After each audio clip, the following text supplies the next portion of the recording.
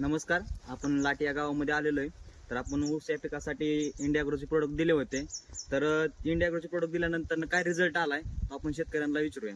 नमस्कार. नमस्कार. बाबा तुमचं नाव काय? माझं नंदकुमार नामदेव आढळळे, बरं. थोपटेवाडी. तर आदित्य सर खांडेकर यांनी मला एक शेतीसाठी एक प्रोडक्ट सांगितलं, भोस्त्र आणि ग्रो मॅजिक.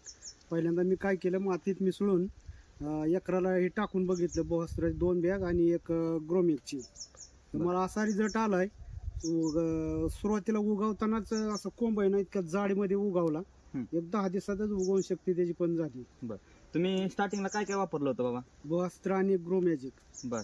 ते प्रोडक्ट हे प्रोडक्ट आहेत ना? हा, हे फक्त त्या प्रकारचे product? भोस्त्र ह्याच्यात नाही. आता बरेच दिवस झाले कुठं तरी पडलं असेल. हम्म. तर हे ग्रो मॅजिक आणि ओलिप आणि स्प्रे हे नंतर फवारण्यासाठी घेतले. ह्याच्या 2 फवारणी आणि बांधलेलं एक भोस्त्र आणि इंडिया ॲग्रोचे आपलं ग्रो मॅजिक, असे 2 मिक्सिंग करून मातीमध्येच टाकले. आम्ही कसलंही रासायन अजिबात वापरलेलं नाही, मातीमध्येच मिसळलेलं आहे सगळं. आता तुम्हाला रिझल्ट काय आलाय? बघा ना, या की आतमध्ये कसं होतं, या बघा. बघूयात आपण रिझल्ट कशा पद्धतीचा आलेला आहे. बघा हे तुम्ही आता बघू शकता, हे कांडी, त्याचे पेरं किती लांब आहेत.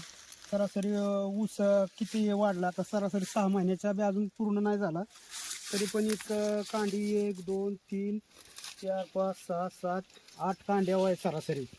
किती फुट आहेत बाबा ह्याला? आणि एका ह्याला फुटो बघा, 1 2 3 4 5 6 7 8 9 10 11 ते 12 फुट ऊस आलेला आहे. आणि कोंब निघतात खालून अजून.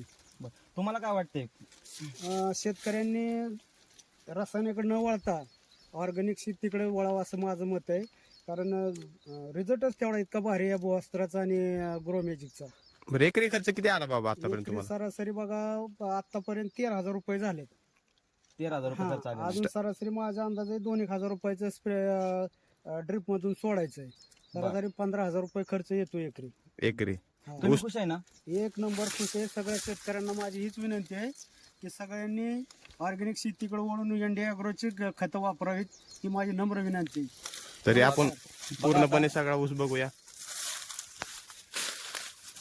बघा कसं ऊसाची जाडी बघा. ऊसाची जाडी बघू शकता, पेऱ्यातलं अंतर पाहू शकता.